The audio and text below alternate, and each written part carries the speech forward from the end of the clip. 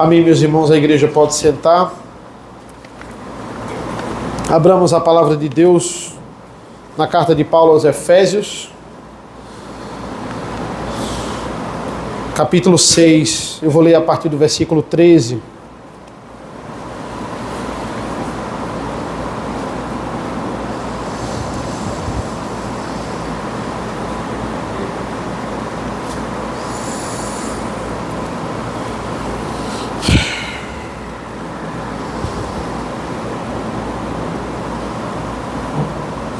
Efésios capítulo 6, do versículo 13. Inicialmente eu vou ler do 13 ao 17.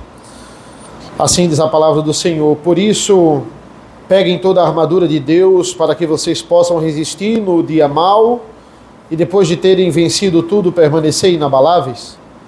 Portanto, fiquem firmes, cingindo-se com a verdade e vestindo a couraça da justiça. Tenham os pés calçados com a preparação do Evangelho da paz, segurando sempre o escudo da fé, com o qual poderão apagar todos os dardos inflamados do maligno.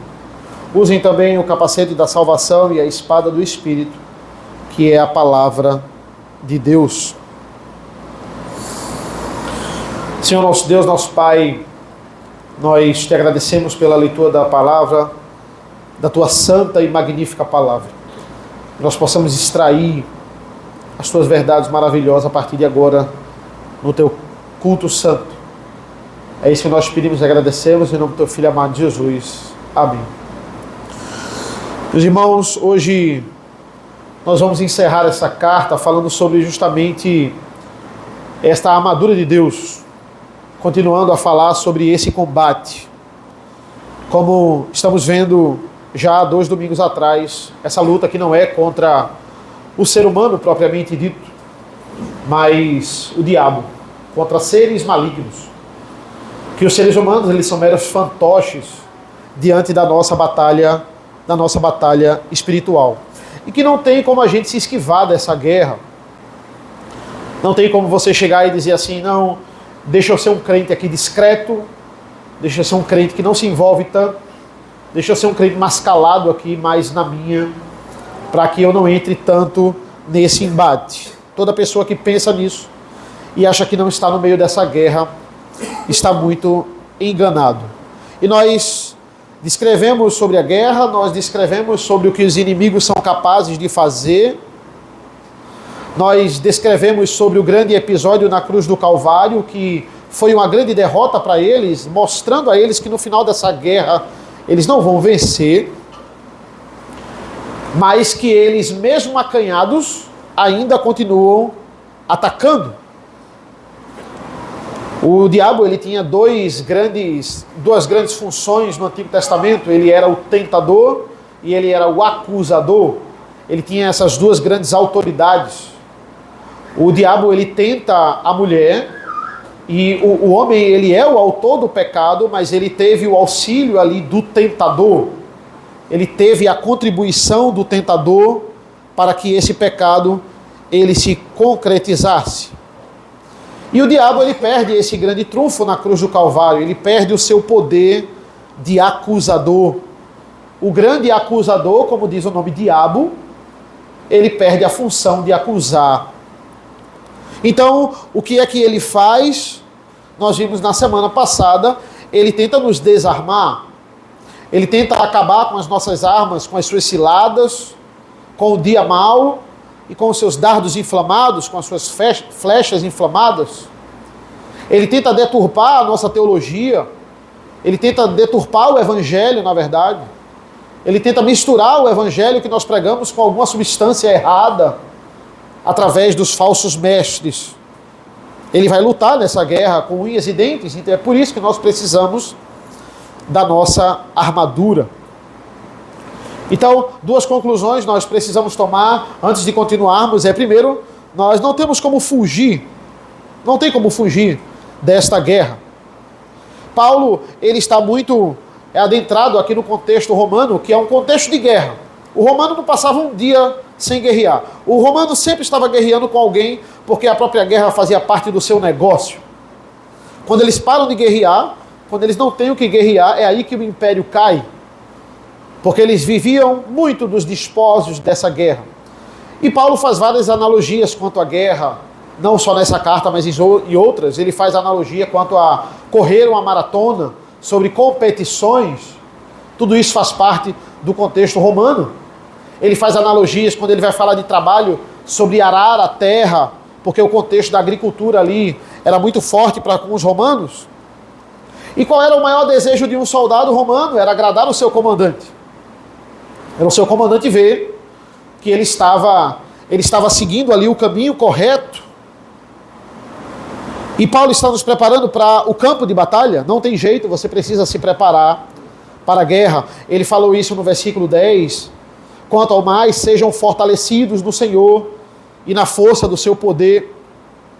Esses sejam fortalecidos é um imperativo, nós sabemos disso. Ele está mandando, mas é um imperativo na voz passiva. O que é que isso significa? É que você vai ser fortalecido, mas essa força para você ser fortalecido não vem de você. Você é auxiliado por alguém externo para que você de fato tenha força. Não é uma força que você deve buscar dentro de você. Por isso, sejam fortalecidos no Senhor. Nos dá uma ideia de esse sejam está no presente e no presente contínuo. Ou seja, você precisa de alguém, e no caso aqui é Deus. Você precisa ser enchido com o Espírito Santo. Quando a gente vê agora os jogadores da nossa seleção estão se preparando para a Copa do Mundo, e a gente vê várias notícias, eles precisam se disciplinar, eles precisam acordar cedo, e é verdade, eles precisam treinar bastante, eles precisam desenvolver o que nós chamamos de suas habilidades naturais, para que eles possam ali chegar ao desejo ali de conquistar essa competição. Então, é só eles desenvolverem as suas habilidades naturais, mas nessa guerra não tem isso. Nós não podemos fazer uma analogia entre a nossa vida espiritual e a trajetória dos jogadores na Copa do Mundo, porque para vencer o dia mal, na hora da provação, não é a nossa força que vence, não são as nossas habilidades naturais. Sejam fortalecidos, mas sejam fortalecidos na força do seu poder, sejam fortalecidos no Senhor. Só quem vence essa guerra é o Senhor. É por isso que a armadura, nós dizemos que é a armadura de Deus. A armadura não é nossa. É a armadura nossa que Deus abençoa. Não. É a armadura de Deus que Ele nos fornece. Então, é Ele quem vence essa guerra. Nós somos instrumentos, mas no final é Ele quem vence essa guerra. O que seria a igreja, meus irmãos? A igreja é nada mais, nada menos que um quartel-general. Nós somos um quartel-general. É por isso que sempre a pregação da palavra, a gente não deve perder de vista isso. Ela é o centro do nosso culto. Ela é o momento de maior tempo no culto ao Senhor, porque é aqui que nos armamos, digamos assim. É aqui que nós nos armamos. A gente pode ter o nosso momento de comunhão, a gente pode ter vários outros momentos, a gente pode ter as nossas programações, mas nada pode substituir a pregação do Evangelho, nada pode substituir o estudo bíblico. E que esse estudo e que essas pregações sejam bíblicos, porque é isso que vai de fato nos alimentar. Existem dois verbos diferentes aqui. Ele fala da armadura de Deus no versículo 11, no versículo 13, mas no versículo 11 ele diz vistam-se, e no versículo 13 ele diz peguem essa armadura. E vestir é diferente de pegar. Ele está dizendo, olha, antes de você ir para a guerra, antes de você pegar, esse pegar no 13 dá a ideia de você levar ela junto com você no seu corpo. Agora que você se vestiu no versículo 11, o que é que ele quer dizer com isso? Antes da guerra você precisa se preparar. No versículo 11 você se prepara, no versículo 13 você vai para a guerra. Não existe isso de você não treinar para a guerra. Não existe isso. Ninguém veste essa armadura na hora que o inimigo está se aproximando. Não dá tempo. Principalmente uma armadura romana. Essa é a armadura que Paulo está fazendo essa analogia aqui, pelos elementos que ele vai usar. Uma armadura romana. Uma armadura medieval, uma armadura das cruzadas. Você não veste quando o inimigo está chegando, não dá tempo. Você leva horas para vestir uma armadura dessa. Então, você precisa de um momento de vestir antes da guerra. E na guerra você já tem que estar completamente vestido. Você não pode esquecer uma couraça, você não pode esquecer um escudo. Você não pode esquecer a sua espada. Você tem que certificar que você está com cada um desses elementos, porque perder o seu capacete na hora de uma guerra pode ser completamente fatal. Então, é dessa preparação que ele fala. A primeira parte, se prepare. Segunda parte, lute. E é muito interessante, e eu já vim falando com os irmãos há uns domingos atrás, como Paulo exalta muito mais o resistir do que o lutar. Ele diz, olha, você vai para a guerra, mas na verdade você não luta tanto. Você resiste muito mais do que luta. Na verdade, você quase resiste. Porque lutar aqui contra o diabo é uma coisa muito difícil. Mas Deus lhe dá completa força para resistir. Na verdade, o ato da gente vir para a igreja, o ato da gente trazer os nossos filhos, o ato da gente honrar a Deus com honestidade, tentando com todas as forças obedecer à lei de Deus, isso já é um próprio ataque ao reino das trevas. Isso já é um ataque.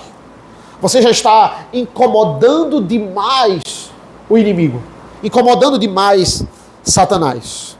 Mas, mesmo assim, a linguagem dele é resistência. Veja como isso está claro. Os verbos, eles saltam aos nossos olhos aqui. Veja o versículo 11. Vistam-se com toda a armadura de Deus para poderes ficar firmes contra as ciladas do diabo. Você vai ficar firme, você vai segurar, você vai aguentar esse peso, você vai aguentar esse ataque. Versículo 13. Por isso, peguem toda a armadura de Deus para que vocês possam resistir no dia mau. Você vai resistir. Versículo 14. Portanto, fiquem firmes, cingindo-se com a verdade. E engraçado porque todos esses termos estão no plural. Ou seja, você não faz isso sozinho. Não pense em lutar nessa guerra sozinho. Não pense em dar uma de herói e lutar sozinho. Isso é muito exército romano, irmãos. O exército romano lutava muito contra os germânicos. E os romanos chamavam pejorativamente de bárbaros. Eles são os bárbaros. E por que chamava eles de bárbaros? Porque eles não entendiam o que os germânicos falavam. Para eles era tudo bá. Então ficou aí chamado de bárbaros. E os germânicos eram muito diferentes dos romanos. Os germânicos, eles eram muito violentos, extremamente violentos. E eles eram completamente indisciplinados. Eles não tinham muito formação de exército. Eles eram assustadores porque eles pintavam a cara para ficarem assustadores. Eles eram enfurecidos. Eles andavam com machados mais pesados do que eles. E eles vinham com tudo. Eles não tinham muito essa ideia de primeiro flecha e depois a gente ataca, primeira guarnição, segunda guarnição. Eles eram completamente indisciplinados.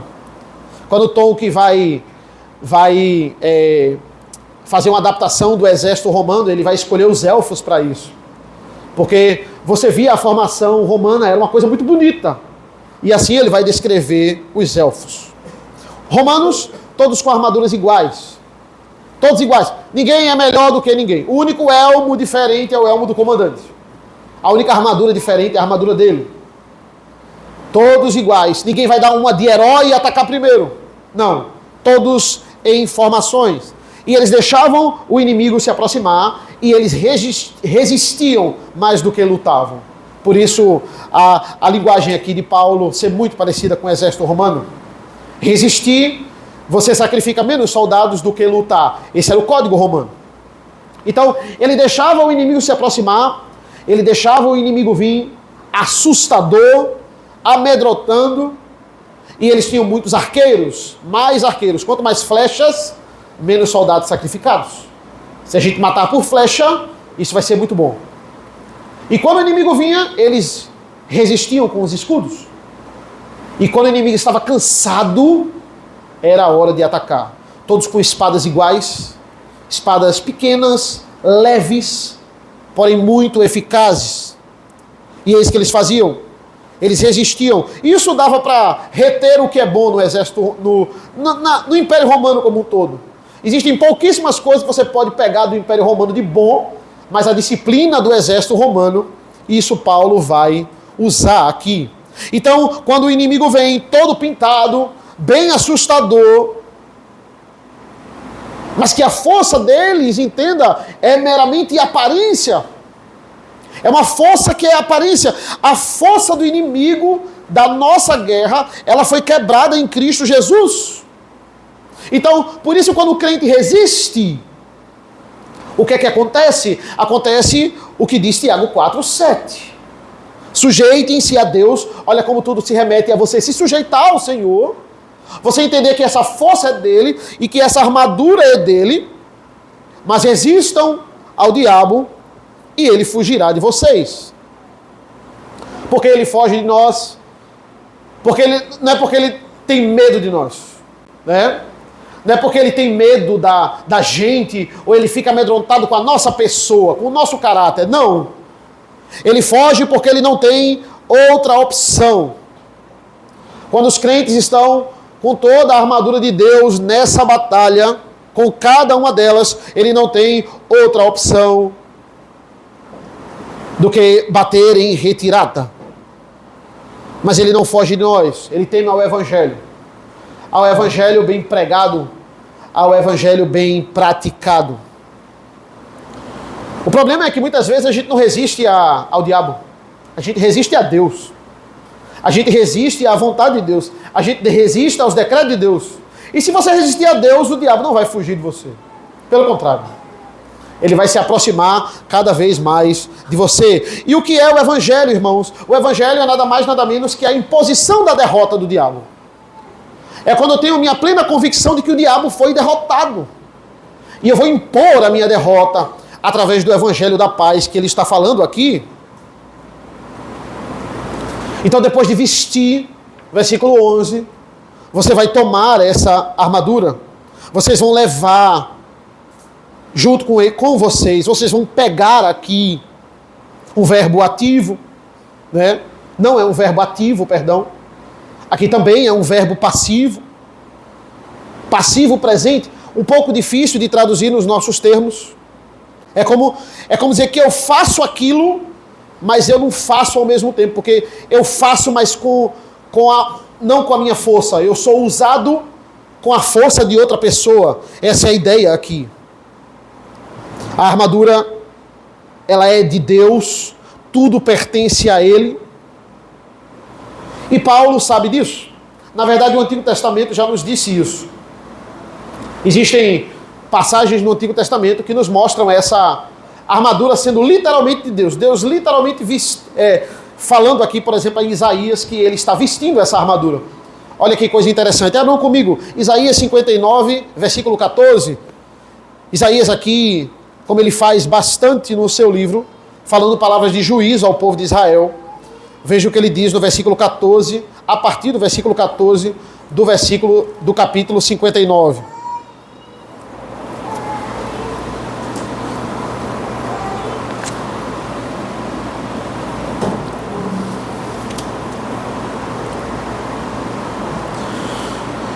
Diz assim: por isso o direito se retirou e a justiça se pôs de longe, porque a verdade anda tropeçando pelas praças e a retidão não pode entrar. Sim, a verdade sumiu, e quem se desvia do mal é tratado como presa. O Senhor viu isso e desaprovou o fato de não haver justiça. Viu que não havia ninguém e maravilhou-se de que não houvesse um intercessor. Por isso, o seu próprio braço lhe trouxe a salvação e a sua própria justiça foi o seu apoio. Olhem os termos do 17. Vestiu-se da justiça como de uma couraça e pôs o capacete da salvação na cabeça. Pôs sobre si as vestes da vingança e se cobriu de zelo como de um manto. Olha que a linguagem de Isaías é Deus vestindo essa armadura. E agora é como se Paulo estivesse dizendo, ele pega essa armadura que é dele e ele está dando para vocês. Ele está pegando essa couraça da justiça, ele está pegando esse capacete da salvação e ele está dando ao seu exército, ele está armando o seu exército. Então, aqui são aplicações práticas, irmãos. Cada elemento dessa armadura é uma aplicação prática à nossa vida cristã. Não existe nenhum ritual específico para você receber essa armadura. Ah não, você tem que passar aqui por um ritual e só depois do ritual você começa a receber os elementos dessa armadura. De forma alguma, versículo 14 do capítulo 6 da gente de Efésios. Portanto, fiquem firmes, cingindo-se com a verdade e vestindo a couraça da justiça. Tudo começa com a verdade. Por que tudo começa com a verdade? Porque o diabo é o completo oposto da verdade. Ele é o pai da mentira. Tudo começa quando nós entendemos a verdade de Deus. Quando isso é revelado para nós. Então, automaticamente fica exposta a mentira do diabo. E como é que o diabo ele trabalha com a mentira em relação ao evangelho? Ou ele acrescenta algo para nós, ou ele diminui algo para nós. Sempre quando o diabo ele aparece mentindo na palavra de Deus, e ele sempre aparece mentindo, ou ele acrescenta algo, ou ele omite algo desse evangelho. É assim que ele trata com os falsos mestres nas igrejas. Olha, vamos acrescentar que eles precisam anexar alguma coisa deles à sua vida para de fato serem salvos. E aí eu trato crentes e eu formo crentes legalistas dentro da igreja. Vamos acrescentar, você precisa disso aqui também, além da cruz de Cristo. Ou ele tira, ou ele omite. Raramente ele nega o evangelho diretamente. Ou ele acrescenta, ou ele subtrai. A mentira do diabo, ela é sempre sutil. Ela é sempre ali com argumentos muito fortes. Ele pensa muito bem antes de argumentar com a gente. Todo mundo sabe que existe um falso Cristo lá em Curitiba. O nome dele é o Henrique Cristo. Já é uma figura caricata no nosso país. É um antropólogo que morou a maioria da sua vida em Curitiba e ele disse a reencarnação de Cristo. E ele veste as roupas, né, como a figura tradicional de Cristo, dita pela Igreja Católica. Ele usa barba, cabelo grande e aquela coroa de espinhos. Coroa de espinhos só para fora, né? Nenhuma para dentro. E ele diz, eu sou a reencarnação de Cristo. Então veja, o diabo sabe que se você tiver um pouquinho de conhecimento bíblico, você não vai morar em Curitiba. Eu até brinquei com o Vitor, né? Eu disse, Vitor, cuidado, né? Para você não seguir aí. Ele mora aí, o Henrique Cristo, né? E é claro que Vitor, nenhum de nós pensou aqui, e nem ele, em morar em Curitiba para seguir o Henrique Cristo. Que tá na cara que isso aí é uma mentira, né? Tá na cara que isso aí é falso, é completamente falso. Então, o diabo não trabalha assim com a gente, irmãos. E existem alguns seguidores do Henrique Cristo, mas o diabo sabe, olha, se você tiver um pouquinho de conhecimento bíblico, você não vai seguir esse homem. Ele não trabalha desse jeito com a gente.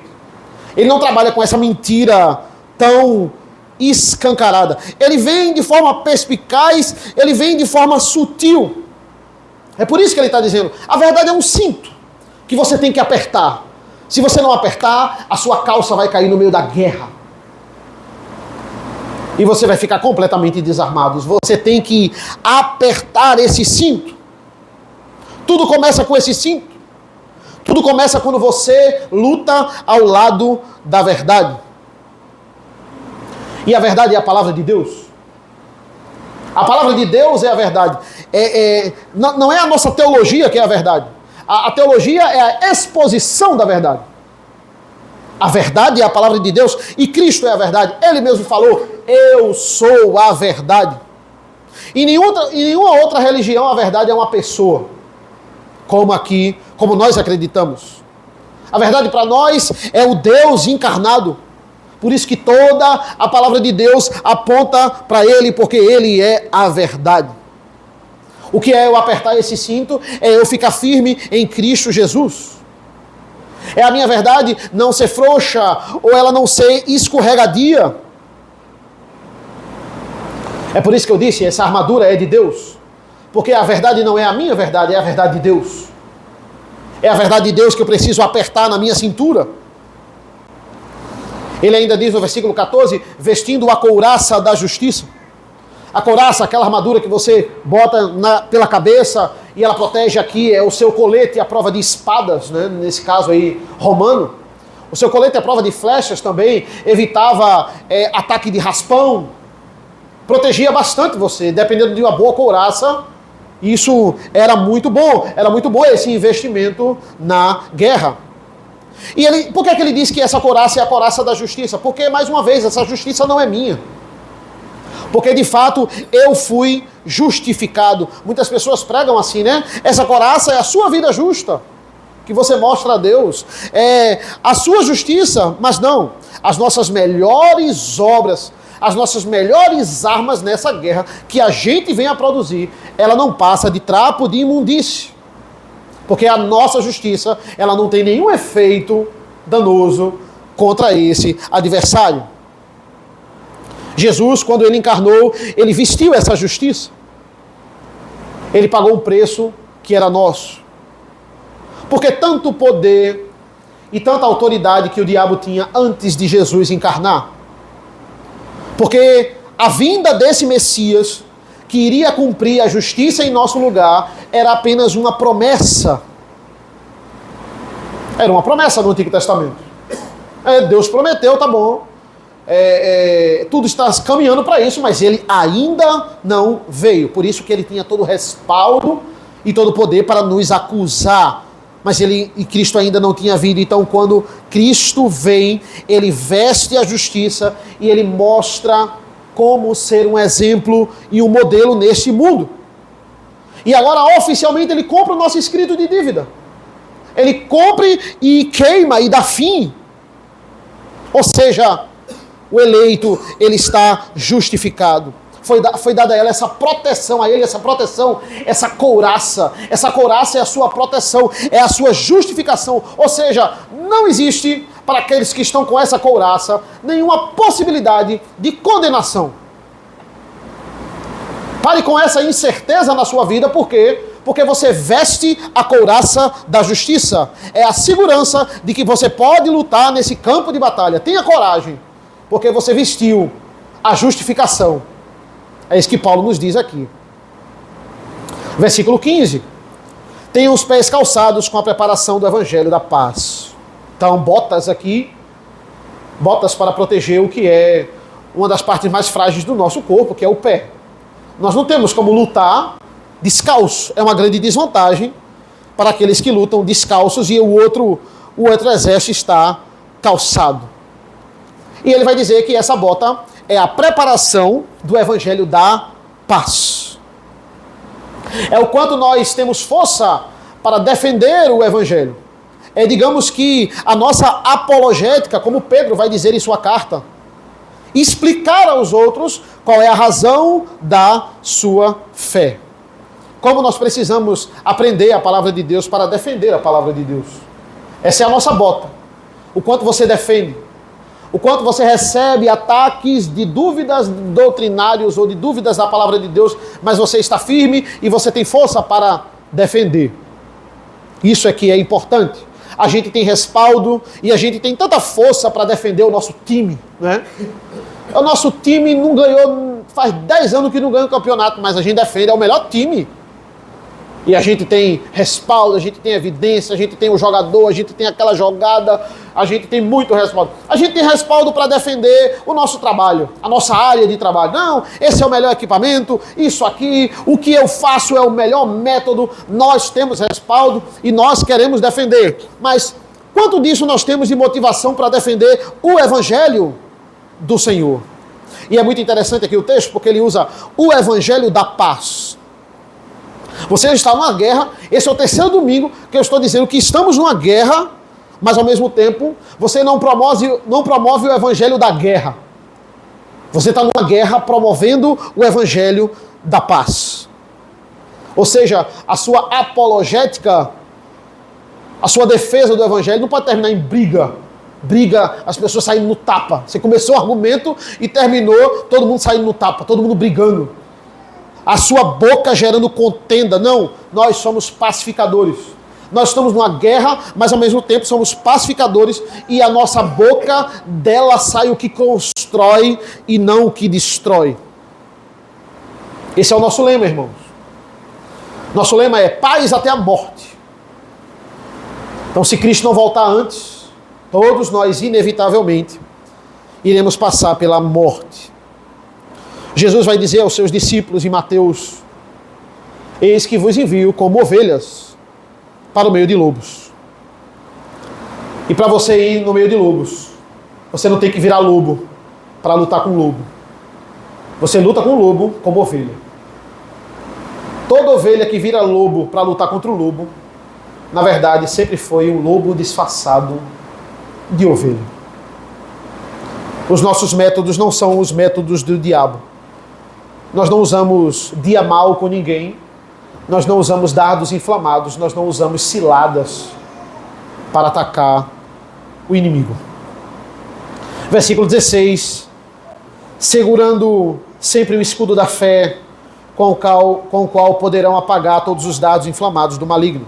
Essa é a primeira armadura que ele vai falar a função dela e o efeito que ela causa. Ela vai dizer já o que ela vai fazer. Então, a fé, digamos que é o elemento, né, e alguns comentaristas encaram como o elemento central dessa armadura. Afinal, nós somos justificados pela fé. A saudação final dessa carta tem a ver com fé. Ele fala de fé na saudação final. Veja aí comigo, a partir do versículo 21, ele vai dizer assim: e para que saibam que eu estou, como estou, e o que estou fazendo, Tíquico, o irmão amado e fiel ministro do Senhor, lhes dará todas as informações. Eu estou enviando a vocês com esta finalidade, para que conheçam a nossa situação e para que ele console o coração de vocês. Paz seja com os irmãos e amor com fé da parte de Deus, Pai, e do Senhor Jesus Cristo. Olha o que ele diz: amor com fé. O amor é baseado na fé. Versículo 24: a graça esteja com todos os que amam sinceramente o nosso Senhor Jesus Cristo. O amor, ele precisa ser alicerçado na fé. Sem fé não existe amor verdadeiro. É apenas um parênteses aqui, porque Paulo é tão breve na sua saudação final, né? Eu geralmente gosto de separar um tempo do sermão, ou só fazer um sermão só para falar das saudações finais. Eu gosto muito de explicar o contexto, mas aqui não tem isso.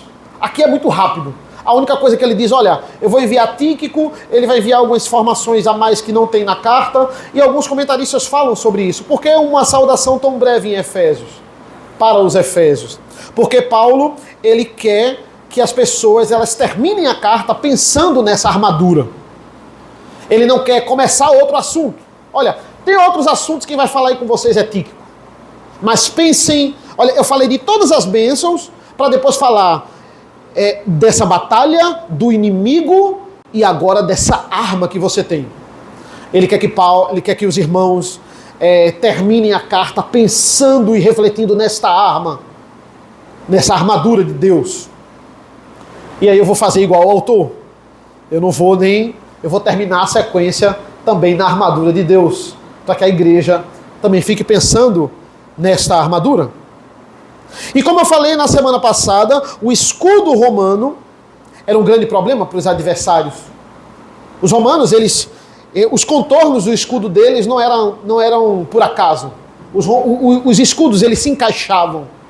E eles viravam uma espécie de tartaruga móvel, porque eles se fechavam em cima e dos lados e na frente, e eles iam avançando, resistindo às flechas de fogo que o inimigo mandava. E como eu disse na semana passada, era o escudo revestido de couro e molhado com água para essas flechas apagarem. Porque senão facilmente ia pegar fogo, escudo com flecha, e eles não iam ter mais proteção. Então, para resistir e para avançar, eles precisavam. O escudo era fundamental. E por que disso? Versículo 16, né? O nosso maior inimigo, no caso aqui, ele vai falar que é o maligno. maligno com letra maiúscula aqui, né? Os dados inflamados do maligno. E essas flechas o que são? O que é que vem contra a igreja? O que é que vem lutar contra a igreja? São sistema de governo, são instituições, são pessoas. Como eu já disse, pessoas são meros instrumentos. O diabo, ele não pode entrar e dominar a nossa mente, né? Ele não pode fazer isso. Ele não pode controlar a nossa mente, nos possuir. Eu sigo uma linha reformada também, depois nós podemos discutir sobre isso. Mas eu não acredito que uma pessoa convertida possa ser possuída por demônios. Eu até falo isso para os meus alunos, a gente falou um pouco sobre o endemoniado Gerazeno, e acredito que o endemoniado Gerazeno, depois ele foi convertido, ele pode ser um eleito, mas não convertido no momento que esteja possuído. Acredito que seja impossível. Então eu não posso chegar e virar, dizer que todo possuído não é salvo. Não, ele pode se converter depois. Mas naquele momento ele não está com a habitação do Espírito Santo nele. Porque onde o Espírito Santo habita, o diabo não pode habitar. Então, sendo convertidos, não podemos ser atacados internamente, mas pode ter certeza que externamente sim. E esses são os dados inflamados. Eu já disse aqui, Satanás não precisa ler a sua mente para saber aquilo que você está pensando. Não precisa de forma nenhuma. Vou orar aqui para ele não... Não precisa.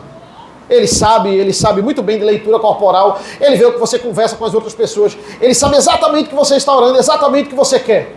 Todos os seus desejos, tudo. Ele é muito bom nisso. Por isso precisamos do escudo da fé. Por que o escudo da fé? Por causa desse grande sentimento de culpa que ainda carregamos. Ou seja, quando duvidamos da nossa salvação. E duvidar da nossa salvação, irmãos, é duvidar do amor e é duvidar do poder de Deus nas nossas vidas. Não há nada mais saboroso para o inimigo, não há nada mais que ele goste, lutando contra a gente, em ver uma pessoa sem escudo. Em ver uma pessoa com meio escudo. Ver uma pessoa que não tem a fé para ter a alegria da salvação. É como se isso fosse o tempero para o diabo. É um tempero para ele a mais. Tempero saboroso. O perdão de Deus e a certeza desse perdão tem um limite. E qual é o limite? O limite é a nossa falta de fé. Portanto, quando essa dúvida ela pairar na sua cabeça, lembre-se de que você não está vestindo, na verdade, a sua justiça. E sim está vestindo a justiça de Deus. Creia que Deus lhe aceita pela fé. E essa fé apaga qualquer flecha incendiada. Versículo 17. Usem também o capacete da salvação e a espada do Espírito, que é a palavra de Deus. O capacete é o elmo. O elmo é aquilo que protege diretamente a cabeça, a parte mais frágil do corpo e também a mais mortal é a cabeça. É uma das partes que eram diferentes. O elmo do comandante era diferente do elmo do soldado. O elmo do comandante é muito mais bonito para mostrar aquele ali é o chefe. Isso era muito importante. Tudo a gente precisa de capacete, não só na guerra. Você está numa obra, o pessoal leva multa se não estiver usando capacete. Bater a fiscalização, tiver sem capacete, tá lá, o pessoal vai lá e multa. Né? Andando de moto, você precisa de capacete. As pessoas precisam ser multadas para usarem capacete. É algo que é uma segurança para a sua própria vida. Por quê? Porque a cabeça é muito frágil e ao mesmo tempo muito mortal. Eu participava de um grupo de ciclismo ali em Candeias, que se você chegasse sem capacete, você podia voltar para casa. Não volta para casa. A regra não vai andar com a gente sem capacete. Não pode. E aí trata de comprar um capacete. E se não fosse assim, muita gente não ia nem comprar um capacete. Para que eu vou andar de bicicleta e usar capacete?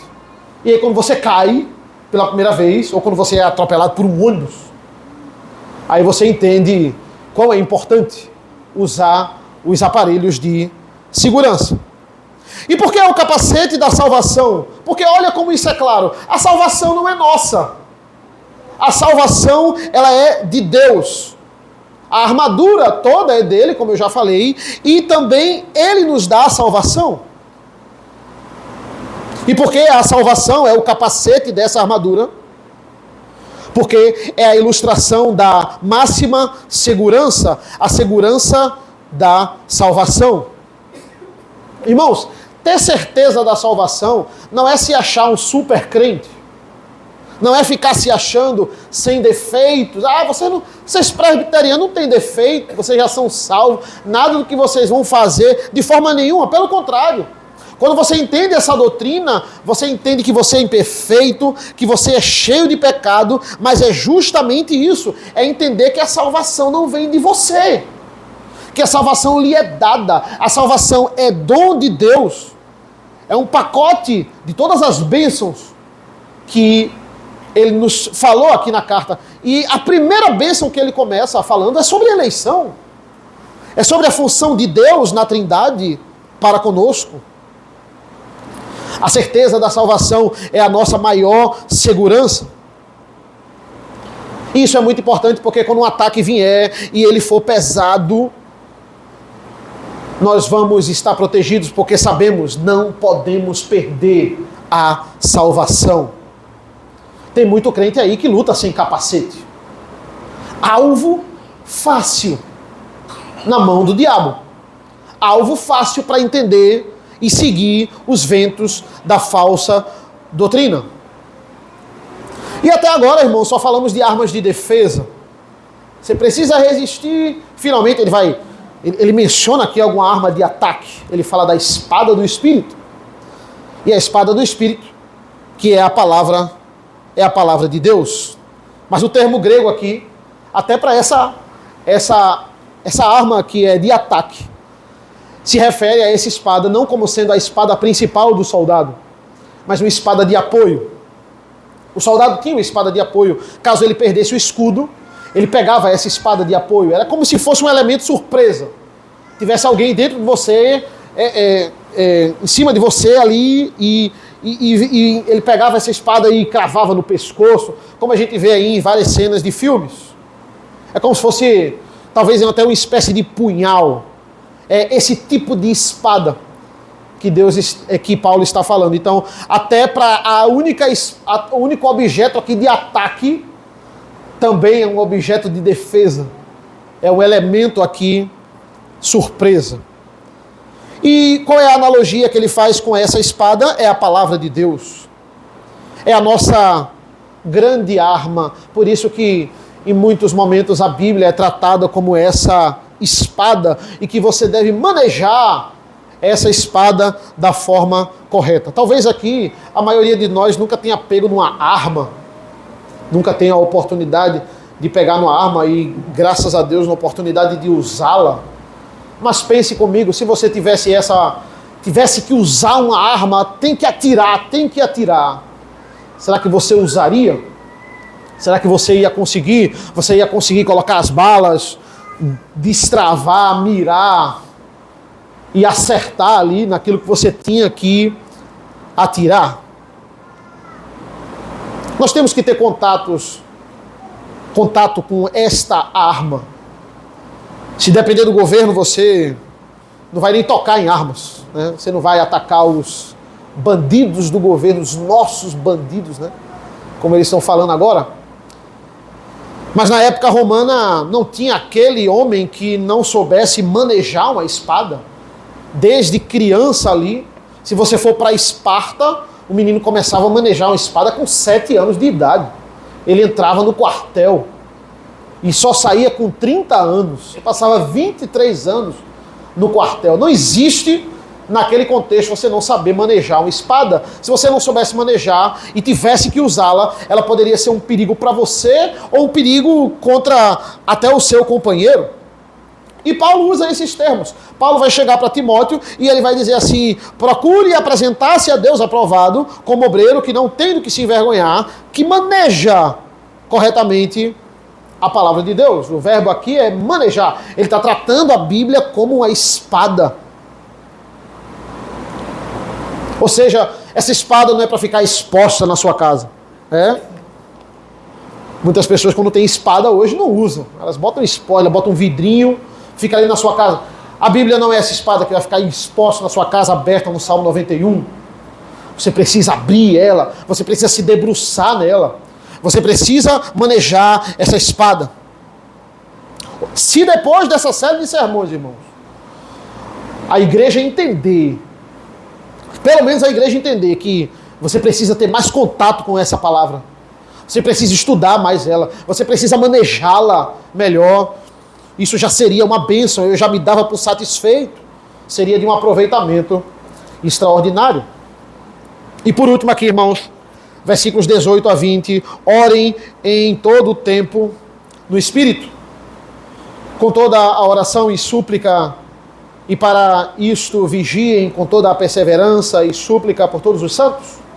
E orem também por mim, para que no abrir da minha boca me seja dada a palavra para com ousadia tornar conhecido o mistério do Evangelho, pelo qual sou embaixador em cadeias, para que em Cristo, ou seja, ousado para falar como me cumpre fazer. Ele termina falando de oração. E também nós não podemos deixar de lado, oração é uma importante arma. Na verdade, é a mais democrática das armas, porque qualquer um pode orar em qualquer lugar. Você é o irmão em Cristo, você pode orar por mim, não importa onde eu esteja. Você pode orar por mim, não importa onde você esteja. Nós podemos orar uns pelos outros. Paulo estava muito longe dos Efésios, mas os Efésios podiam usar essa arma para ajudar Paulo. E Paulo podia usar essa arma para ajudar os Efésios. Paulo estava preso aqui, ele mesmo vai falar, apóstolo em cadeias. Muitas dúvidas de saber se era a primeira ou a segunda prisão de Paulo. Provavelmente a segunda. Mas os irmãos podiam orar. E por que Paulo, o apóstolo, pedia oração? Porque ele não era o apóstolo. Porque ele não se achava o fortão nessa guerra, irmãos. Ele sabia que ele precisava. E todos nós precisamos. Vamos orar por Paulo para ele sair dessa prisão. Vamos orar por Paulo para que ele tenha a eficácia de fazer o que ele mais gosta de fazer, que é pregar o Evangelho. E ele pregue para todo carcereiro lá que for revezar o serviço, que ele gosta, e ele fazia isso com todo centurião que chegava lá. Que ele possa ter eficácia na pregação desse Evangelho. Eu peço por ousadia, eu peço por coragem. Ele está pedindo aos Efésios ousadia e coragem. Isso é muito importante, o exercício da oração. Então, concluindo, irmãos, é um exército. Somos um exército. O exército de Cristo. O exército com os piores soldados. Os piores. Mas com as melhores armas. São os piores soldados com as melhores armas, porque essas armas não são nossas. Essas armas são de Deus.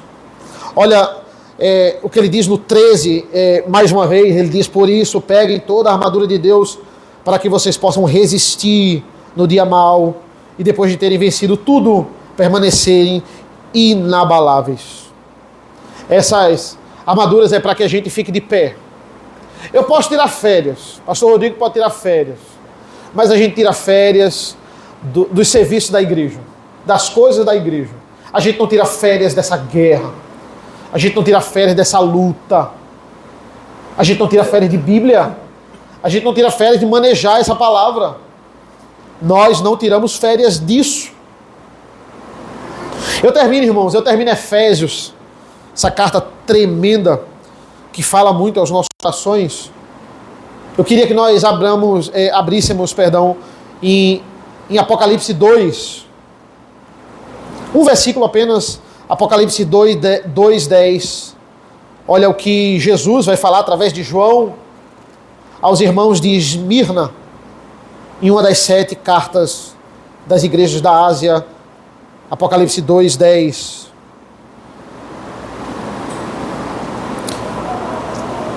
Vai dizer assim: não tenham medo das coisas que você vai sofrer.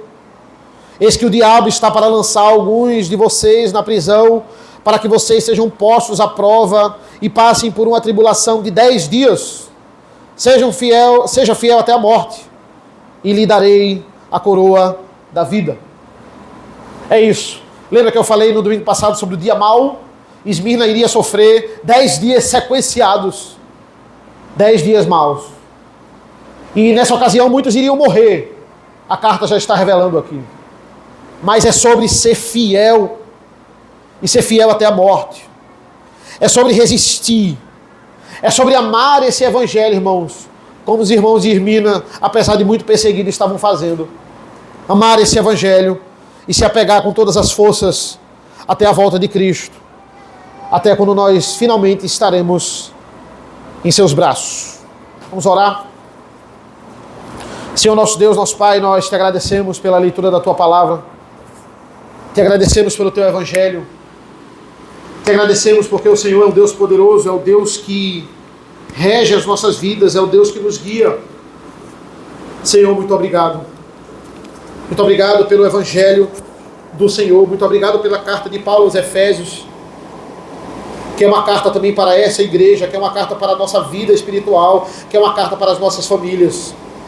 Esteja conosco ao longo desse culto santo, em nome do Teu Filho amado Jesus. Amém. Amém, meus irmãos. Vamos ter agora o nosso momento da ceia do Senhor.